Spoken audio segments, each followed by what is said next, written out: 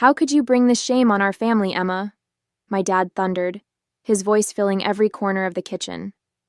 He stood at the head of the table, his face lined with disappointment and fury. Eliza leaned casually against the counter, arms folded, her lips pressed into a thin line as she watched the scene unfold. I sat there, stunned, my heart racing, the weight of their judgment suffocating me. My name is Emma Morgan. I'm 26 years old, and tonight my world is unraveling. My father, the only parent I have left, looked at me as though I was a stranger. Eliza, my twin sister, the one who always managed to come out on top, didn't even try to defend me. And now, accused of something I didn't do, I realized I was completely alone. It all started when court orders arrived at my father's house, each one more alarming than the last. They claimed I had defaulted on multiple loans, accounts I had no memory of opening. In the past weeks, I had received some weird calls talking about loans that I was supposed to repay. I dismissed them as scam calls, but the accusations were official, and the weight of the legal threats hung over me like a storm cloud. That's when everything truly fell apart. I didn't do it, Dad, I said, my voice shaking but firm. I don't know how this happened, but it wasn't me. Eliza shifted, her eyes glinting as she finally spoke. Come on, Emma. Are you seriously denying it? Everyone knows your name is on the documents, she said, her voice laced with pity. Why don't you just tell the truth and stop dragging this out? My dad's expression hardened as he looked at me. So what? Are you saying this is all a coincidence? The loans, the complaints, the accusations from people in those places? Why would they target you for no reason? I swallowed hard, trying to keep my voice steady. Because someone framed me, Dad. Someone used my name. I don't know how, but I swear to you I didn't do any of this. My eyes darted to Eliza, who raised her hands in mock surrender. Framed? Really? Eliza said, her tone dripping with disbelief. Who would go through all that trouble, Emma? And why you of all people? This sounds more like an excuse than anything else. Dad shook his head, pacing the room. Emma, I've always tried to be patient with you, but this is too much. You're not a child anymore. You need to take responsibility for your actions. Until you can, you're not welcome here. The words hit me like a slap, and I felt the ground beneath me shift. Dad, you're kicking me out? I whispered. I stood there frozen as my father's words sank in. Eliza sighed dramatically and shook her head. I hate to see this happen, but maybe some time away will help you reflect, Emma, she said, her voice honeyed with false concern. I looked at her, my throat tightening with anger and disbelief. You're loving this, aren't you? I said, my voice low. You've been the perfect one your whole life, and now you're watching me take the blame for something I didn't do. Eliza isn't the problem here, Emma, Dad snapped. You are. Don't make this harder than it has to be. Pack your things and leave tonight. The finality in his tone left no room for argument. My chest ached as I turned away, blinking back tears, knowing that no matter what I said, no one would believe me. I packed my bags in silence, each item a painful reminder of the life I was leaving behind. The walls of my childhood room felt foreign now, as if they belonged to someone else, a version of me that no longer existed. Eliza leaned casually against the doorway, watching me with an unreadable expression. I wish it didn't have to be this way, she said softly, her tone laced with sympathy that didn't quite feel real. I kept my back to her, shoving clothes into my duffel bag. Yeah, me too, I muttered, my voice heavy with defeat. It's just... Everything looks so bad right now, Emma. Maybe some time away will help you figure out how this happened, she added. I froze for a moment, gripping the edge of the dresser. I didn't do this, I said quietly. I don't know how or why it's happening, but I didn't do it. Eliza sighed, stepping back into the hall. I hope you figure it out for your sake. Really, I do. Her words echoed in my mind as I zipped up my bag and walked out of the room, unable to shake the feeling that something wasn't adding up. But for now, all I could do was leave. The night air was cold and sharp as I stepped outside, my duffel slung over one shoulder. The house behind me, once a place of warmth and memories, now loomed like a shadow, filled with accusations and betrayal. I paused at the edge of the driveway, glancing back at the window where the light still glowed faintly. Dad hadn't even come out to see me leave. He'd made his decision and didn't care to look back. Eliza's voice echoed in my head. I hope you figure it out for your sake. Her words felt hollow, yet they clung to me like a thorn. How had things gotten so twisted? Why was everything pointing to me when I hadn't done anything wrong? As I walked down the street clutching the strap of my bag, I told myself one thing. I might not have answers now, but I wouldn't stop until I found them. Something didn't add up, and I was going to figure it out, even if no one believed me. The bus station was nearly empty when I arrived, the flickering fluorescent lights casting long shadows across the tiled floor. I bought a one-way ticket to the nearest city, my fingers trembling as I handed over the cash. The clerk barely looked at me, sliding the ticket across the counter without a word.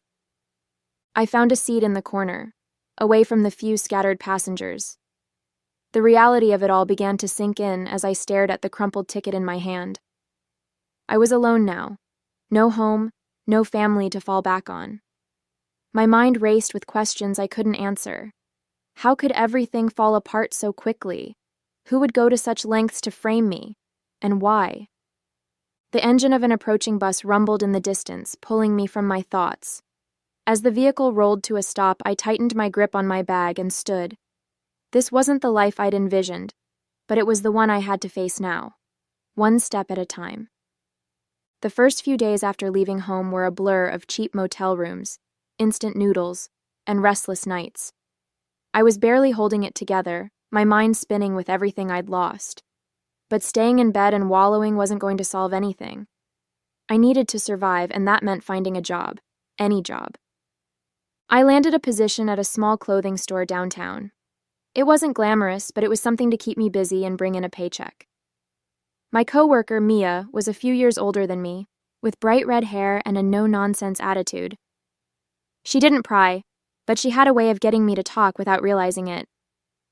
One slow afternoon, as we folded shirts near the register, I found myself opening up about what had happened.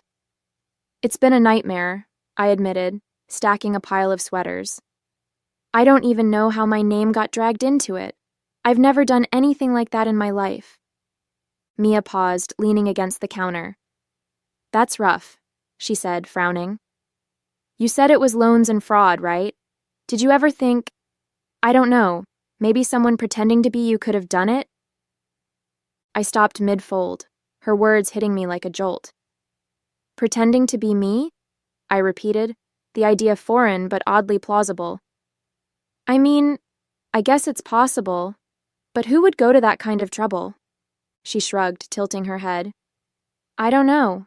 Is there anyone who looks enough like you to pull it off? Her question hung in the air, heavy with implication. For a moment, I couldn't answer. My mind flickered to the one person who fit that description perfectly. Eliza.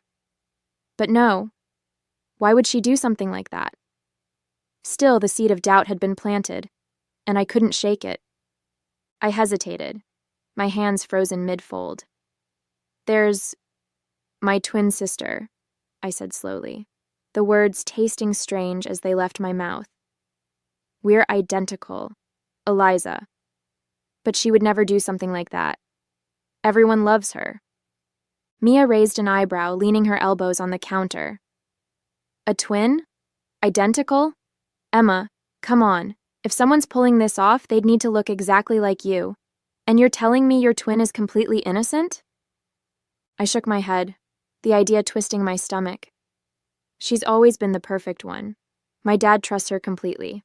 Everyone does. There's no way she'd risk all that for something like this. Besides, why would she frame me? Mia gave a short laugh, the kind that wasn't meant to be funny. I don't know, jealousy? Spite?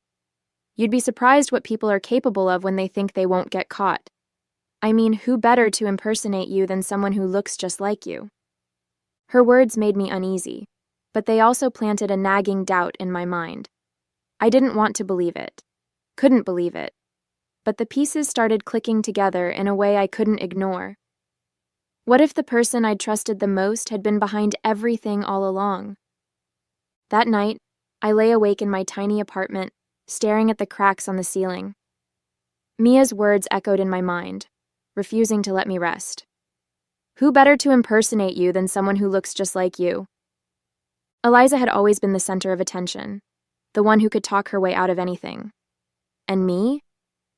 I was the quiet one, the easy target. But could she really do something so cruel? I pulled out my phone, scrolling through old photos. There we were, Eliza and me, side by side, practically mirror images. I remembered how she used to joke about how easy it would be to trick people. Back then it seemed harmless, just her being playful. But now, it felt like those jokes were hiding something darker. As much as I didn't want to admit it, a part of me couldn't shake the possibility. If it was Eliza, she'd gone to great lengths to make sure I took the fall. And if that was true, I needed proof. I couldn't confront her or anyone else without evidence. This wasn't just about clearing my name anymore. It was about finding the truth, no matter how much it hurt. The next morning, I made a decision. I wouldn't call my dad or Eliza, not yet. If there was even a chance Mia was right, confronting them without proof would only make things worse. Instead, I'd focus on finding answers. At work, I told Mia I wanted to look into it, unsure how she'd react. To my surprise, she grinned and clapped her hands together. Finally, I was wondering if you'd decide to fight back. Let me help, she said, her enthusiasm catching me off guard. You don't have to get involved, I said, nervously twisting a hanger in my hand. Don't be ridiculous, I live for this kind of stuff, Mia replied with a wink. Besides, 2 heads are better than 1, right? Let's start with the basics. Where did these fraud claims come from? Do you have any paperwork or details? I nodded, pulling a folder from my bag. I'd managed to keep copies of the notices that had been sent to my dad's house. Mia scanned through them, her eyes narrowing as she flipped the pages. Most of these are linked to loans and accounts, she said, tapping the papers with her finger. We should check where these were opened. Maybe there's a trail we can follow. For the first time in weeks, I felt a glimmer of hope. Mia's determination gave me strength, and together, we began piecing together the puzzle. If Eliza or anyone else was behind this, we'd find out. One way or another. It all started when court orders began arriving at my father's house, each one more alarming than the last. They claimed I had defaulted on multiple loans, accounts I had no memory of opening. The accusations were official, and the weight of the legal threats hung over me like a storm cloud. Over the next few days, Mia and I worked tirelessly. During our lunch breaks and after shifts, we sat at her tiny kitchen table, combing through the paperwork and trying to track the accounts.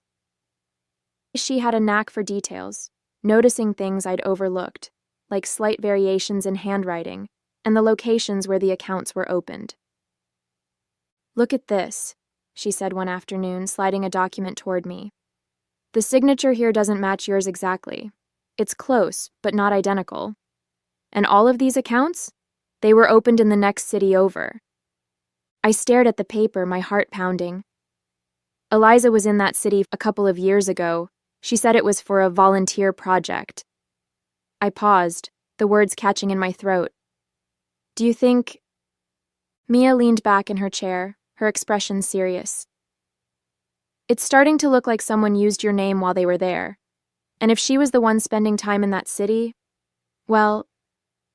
She let the sentence hang, the implication heavy. I swallowed hard. I don't want to jump to conclusions, but it's starting to feel like all the roads lead to her. Mia nodded. We'll need more. If she really did this, there'll be a bigger trail. Let's check for any transactions or other records linked to these accounts. Her confidence gave me the push I needed. I wasn't ready to accuse Eliza outright, but the pieces were falling into place. I could feel it. We were getting closer to the truth.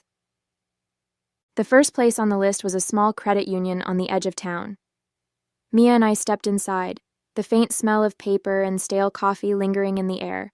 A young woman behind the counter glanced up and smiled. "Welcome back," she chirped. I froze. "Excuse me?" The woman's smile faltered slightly, but she recovered quickly. "Oh, sorry. I thought you'd been in here before.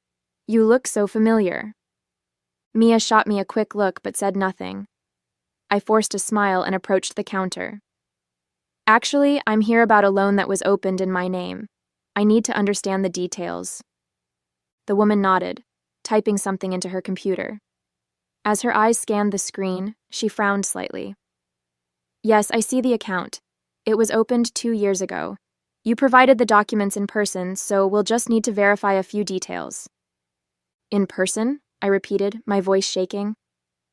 "Yes," she said slowly, her gaze darting between me and the screen. "You brought your ID and signed the forms here in the branch." She hesitated, then added, "It was during a quiet afternoon.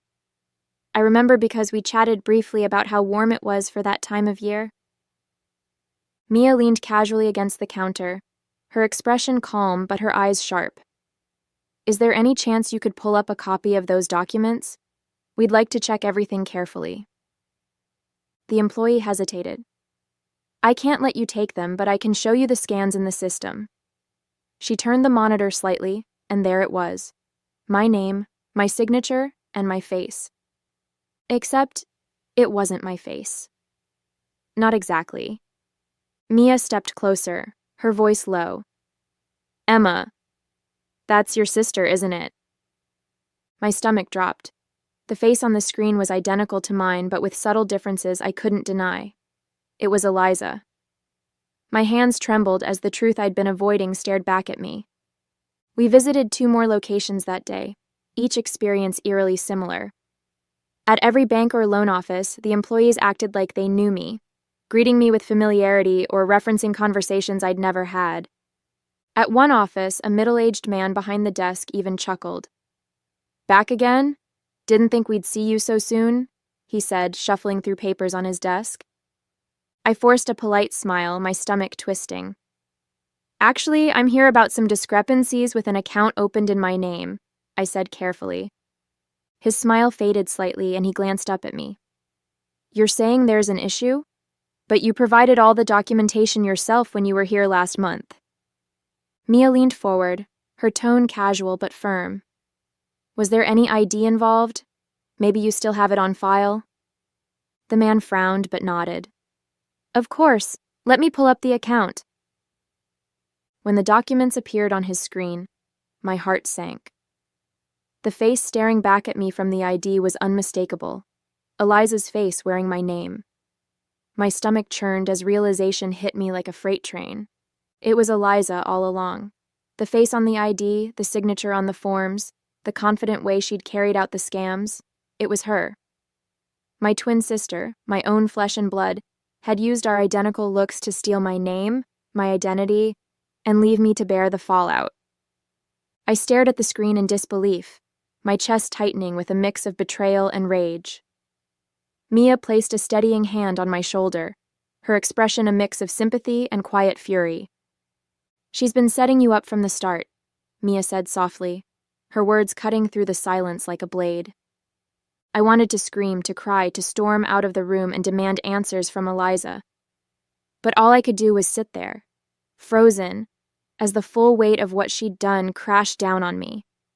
My own sister had framed me, and my father had believed her without question. As we left the office, my mind raced, piecing together everything I had ignored or brushed off over the past year. Eliza's sudden obsession with high-end fashion, the designer handbags, the tailored coats, the expensive jewelry she'd flaunted at family dinners. I'd asked her once how she could afford it all, and she'd laughed it off, saying, "Oh, just a little treat for myself. You know I've been saving up." At the time, I believed her. Why wouldn't I? She was always the one who had everything figured out. But now, those memories took on a sinister edge, the way she'd avoided specifics, the extravagant purchases that didn't match her modest job, the smug look she'd get whenever I questioned her success.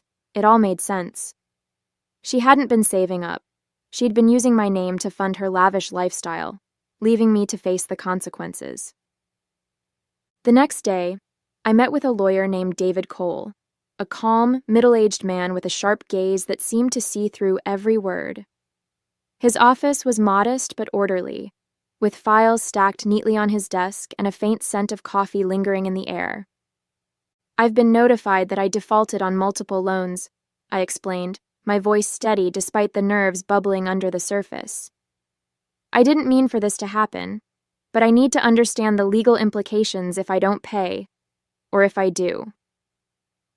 David leaned back in his chair, clasping his hands. "If you pay off the defaulted loans, it won't erase the records of the defaults, but it can prevent further legal action, like lawsuits or wage garnishments. However, your credit history will still show the defaults unless the lenders agree to remove them, which isn't guaranteed." I nodded, digesting the information. "And if I don't pay?" "That's a different matter," he said. "The lenders could escalate to lawsuits to recover the funds. If they win, they could seek judgments against you, which might include seizing assets or garnishing wages. It could also hurt your ability to secure credit or loans in the future." His explanation was clear, but it left a sinking feeling in my stomach. Would paying them off at least help clear my name, even if the defaults stay on record? David tilted his head, considering. "It could show good faith, that you're taking responsibility and trying to resolve the issue. But clearing your name entirely would require addressing how the loans came about in the first place. If there's any question of identity theft or fraud, that would need to be investigated." I nodded, my heart pounding. I wasn't ready to bring up Eliza or the possibility of fraud, not yet. For now, I just needed to focus on what could be done, and how much worse things could get if I didn't act. I hesitated for a moment before speaking. What if, hypothetically, someone had stolen my identity and used it to open those loans? Would that change anything? David leaned forward, his sharp gaze narrowing slightly. "If your identity was stolen, that's a serious matter. You wouldn't be legally responsible for the loans, but you'd need to provide evidence to prove you weren't the one who opened them. That typically involves filing a police report, notifying the lenders, and disputing the accounts with the credit bureaus." "And what happens if I can't prove it wasn't me?" I asked, my voice barely above a whisper. "Then it becomes much more complicated," he replied. "The burden of proof is on you to show you didn't open the accounts. Without that, lenders will continue to treat you as the responsible party. But if you can gather any evidence, like being in a different location at the time or showing discrepancies in the application documents, it can make a big difference." I nodded, his words sinking in like weights on my shoulders. "So paying them off wouldn't clear my name if they think I'm the one who opened the loans?" "Not entirely," David said. "It would stop the legal actions against you for defaulting, but the history of the loans and the assumption that you opened them would remain unless you prove otherwise. If there's even a chance someone else is behind this, you need to investigate it now. The longer you wait, the harder it'll be to gather evidence." I nodded again, my mind racing. His advice made sense, but it also meant I couldn't avoid the truth forever. David's expression softened slightly as he leaned forward, his voice steady. "If you can prove that your identity was stolen and you weren't the one who opened those loans, you won't be held liable for the debts. The lenders will have to close the fraudulent accounts and stop pursuing you. Your credit report can also be corrected to remove the negative marks associated with those accounts." Relief flickered for a moment before another question crept in. "And what happens to the person who stole my identity?" "That depends," David said, his tone firm. "If you provide evidence of identity theft, it becomes a criminal matter. Law enforcement could get involved, and the person responsible could face charges for fraud, forgery, or other related crimes. Penalties could include fines, restitution to the lenders, or even prison time, depending on the severity of the case." I swallowed hard. "So, if I come forward with proof, I'll be cleared, but the person behind this, they could face serious consequences?" "Yes," he said, meeting my eyes. "But clearing your name is your priority. If someone close to you is responsible, I know it might feel complicated. But remember, this isn't just about money. It's about justice and protecting yourself from further harm. I nodded slowly, his words settling heavy in my chest. If it came to that, I'd have to make a choice. Protect the person who betrayed me, or finally fight for my own truth. The decision weighed heavily on me, but I knew I couldn't keep running from the truth. Eliza had to face the consequences of what she'd done, not just for me, but for the family she had deceived so easily. I couldn't let her actions ruin my life, but at the same time, the thought of sending her to jail made my stomach churn. That's when the plan formed in my mind. I would confront her, but on my terms. My family used to have a big gathering every year. At the family reunion, with everyone present, I'd lay out the proof of what she did. I wanted her to feel the weight of her betrayal, to see the disappointment in our father's eyes, and to be held accountable for what she'd done to me. But I wouldn't turn her in to the authorities, not if she agreed to make it right. Eliza would have to settle the loans she'd taken out in my name.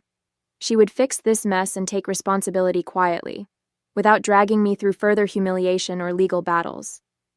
It was a compromise, one that spared her the worst consequences while giving me the justice I deserved. The family reunion was only a week away. That gave me just enough time to gather everything I needed, every document, every piece of evidence, every fact that would leave no room for her to deny what she'd done. This time, Eliza wouldn't talk her way out of it.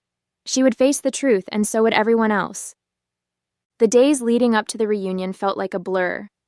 Every spare moment was spent combing through the evidence I had gathered, photos of the forged documents, bank statements, and even the recordings of the bank employees who had unwittingly confirmed Eliza's actions. Each piece fit together like a puzzle, building an undeniable case against her. Mia was by my side through it all, her relentless energy keeping me focused when the weight of it all threatened to crush me.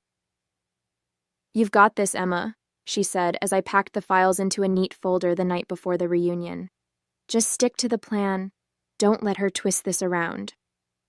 I nodded, my hands trembling slightly as I zipped the folder shut. "She's been doing this for so long, Mia. What if no one believes me? What if Dad sides with her again?" Mia placed a reassuring hand on my shoulder. "This time, you're not just speaking your truth, you're showing it. They can't argue with facts, Emma. You've done everything you can. Now it's time to let the truth do the rest." Her words stayed with me as I went to bed that night, my nerves tangled with anticipation. Tomorrow, everything would change, one way or another. The moment I stepped through the door, a wave of cold stares hit me like a slap to the face. Conversations halted mid-sentence, heads turned, and I felt the weight of 50 pairs of judgmental eyes boring into me. My heart pounded, but I straightened my shoulders and walked further into the room, refusing to let their disgust break me. Whispers followed me as I passed. "Can you believe she had the nerve to show up? After everything she's done? Unbelievable." I heard she's being taken to court. The room was packed, with relatives I hadn't seen in years filling the space. My dad stood near the fireplace, talking to Uncle Richard, but when he saw me, his face darkened. Eliza, ever the actress, stood near the buffet table, surrounded by a group of cousins who hung on her every word. She glanced at me, her eyes narrowing slightly, but her expression quickly shifted into one of practiced pity. "Emma," Dad called, his voice clipped and cold. "I'm surprised you even showed up." I forced a polite smile and held my ground. "Of course I showed up. It's a family reunion, isn't it?" The tension was thick enough to cut with a knife. Eliza sauntered over, a drink in her hand, her voice dripping with condescension. "It's brave of you to come here after everything that's been going on," she said sweetly. "I know things have been difficult for you lately." I clenched my fists at my sides, my folder tucked securely under my arm. "You have no idea, Eliza. But that's why I'm here. I have something to say, and I think everyone here deserves to hear it." The room went silent as her smirk faltered slightly, replaced by a flicker of unease. This time, I wasn't going to let her control the narrative. This time, the truth would speak for itself. I stepped forward, my heart pounding so loudly I could barely hear myself think. The room fell into an uneasy hush, all eyes glued to me. I could see the disbelief, the anger, the pity in their faces. But I focused on Eliza. Her smug confidence was still there, but I noticed the faintest flicker of tension in her eyes. She knew something was coming. I began, my voice steady despite the adrenaline coursing through me. I know many of you have heard things about me recently, things that make me look like a liar and a thief. I've been accused of defaulting on loans I never took and ruining the family's reputation. It's hurt me deeply to think that so many of you believe I could do something like that. I paused, scanning the room, letting the silence settle. Eliza shifted slightly, her smile thinning. But I didn't come here to plead my innocence with words alone. I came here with proof. I pulled the folder from under my arm and held it up. Everything I'm about to show you is documented and verifiable. Bank statements, witness testimonies, even recordings from the places where these loans were supposedly taken out. Murmurs rippled through the crowd, and I opened the folder, holding up the first document, a scan of the loan application with Eliza's forged signature and photo. This is the application for one of the loans. The signature isn't mine. The photo ID, though it uses my name, isn't me. It's her. I pointed directly at Eliza. Gasps echoed through the room, and her confident facade cracked for just a moment before she quickly recovered. "That's ridiculous," she said, her voice rising as she laughed nervously.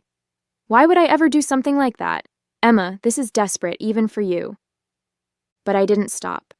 I laid out every piece of evidence, the mismatched handwriting, the dates she'd been in the cities where the loans were taken out, the employees' descriptions of her. Piece by piece, the puzzle came together, and the crowd turned their eyes to Eliza, their expressions shifting from pity for me to suspicion toward her. By the time I finished, the room was buzzing with tension. I looked directly at my father, his face pale, his eyes darting between me and Eliza. "Dad," I said, my voice softer now. "I know you don't want to believe this, but the truth is right here. She used my name, my identity, to fund her lifestyle, and I've been left to pick up the pieces." Eliza stepped forward, her voice shrill. "This is insane. She's lying, trying to turn everyone against me because she's jealous. You all know she's always been jealous of me." But the weight of the evidence spoke louder than her words, and for the first time, I saw doubt flicker in the eyes of those who had always believed her. The room was filled with stunned silence as I finished speaking, my evidence laid bare for all to see. Faces that once held disgust and judgment now showed shock and disbelief, their gazes shifting from me to Eliza with growing unease. Whispers spread like wildfire, and I could see the shift, slow at first, but undeniable. They believed me. For the first time, the weight of their judgment lifted, replaced by the crushing realization of what Eliza had done. Eliza's face twisted with anger as the whispers grew louder, the weight of the evidence pressing down on her. "This is ridiculous," she snapped, her voice sharp and trembling. "I don't have to stand here and listen to these lies." She shoved past the crowd, her heels clicking furiously against the floor as she stormed toward the door. "You're all pathetic for believing her," she shouted over her shoulder before disappearing into the night, leaving the room in stunned silence. As soon as the door slammed shut behind Eliza, the room erupted into a mix of murmurs and hesitant apologies. A few relatives approached me, their voices soft, laden with guilt. "I'm so sorry, Emma," one cousin said, her eyes welling with tears. "We had no idea." But I couldn't stay to listen. My heart raced as I turned and followed Eliza, pushing past the crowd. I needed to confront her, alone. "Emma, wait!" my dad's voice called after me. I hesitated for a moment, then kept going. I heard his footsteps behind me as I stepped into the cool night air, scanning the parking lot for Eliza. There she was, fumbling with her car keys, her hands shaking as she tried to unlock the door. "Eliza!" I shouted, my voice echoing in the quiet lot. She froze, then turned to face me, her expression a mix of fury and panic. My dad caught up, his breath ragged, and looked between the two of us, Confusion and anger etched on his face. "What the hell is going on here?" he demanded, his voice breaking the tense silence. I stepped forward, my eyes locked on Eliza. "You're not running away from this. We need to talk. Right now." Eliza's eyes darted between me and our dad, her panic barely concealed beneath her defiant glare. She crossed her arms, leaning against the car as if she could shield herself from what was coming. "Admit it, Eliza," I said, my voice steady but firm. "Tell Dad the truth about what you did, or I'll have no choice but to take this to the authorities." Her jaw tightened, and for a moment I thought she might lash out. But the weight of the situation was pressing down on her, and she knew it. "Eliza," Dad said, his voice shaking, filled with anger and desperation, "is what Emma's saying true? Did you really do this?" Eliza scoffed, rolling her eyes. "Fine," she snapped, throwing up her hands. "Yes, I did it, okay? I used her name for the loans. I didn't think it would get this far. I figured it'd all blow over and no one would even notice." Dad staggered back a step, his face pale. "How could you, to your own sister? To this family?" "I didn't think she'd be such a martyr about it," Eliza shot back, her voice cracking. "I needed the money, and she's always been flying under the radar. I thought she'd just take the heat and move on." I shook my head, my heart pounding. "You didn't just hurt me, Eliza, you destroyed my life, and I was ready to let you get away with it if you'd just own up to it and fix it. But if you don't settle those loans and clear my name, I'll make sure everyone knows what you've done, including the police."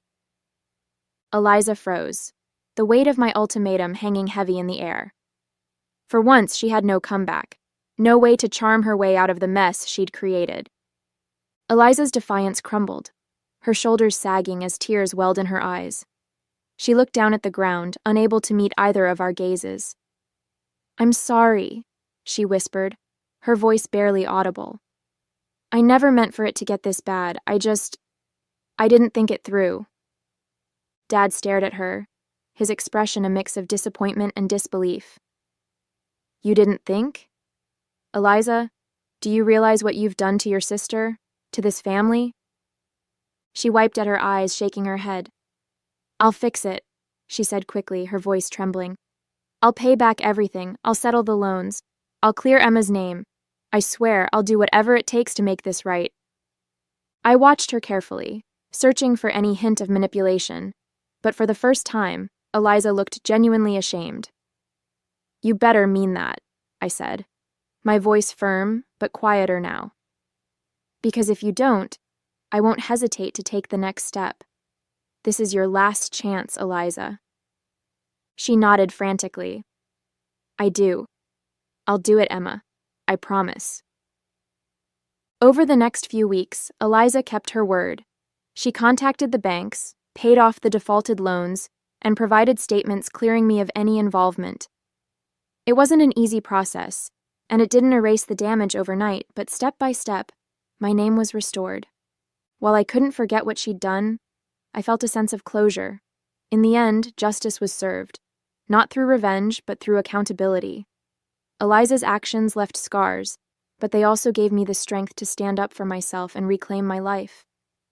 My family began to see me for who I truly was, not the person they had unfairly judged. Though trust with Eliza would take time, I found peace in knowing I had finally stepped out of her shadow and into my own light.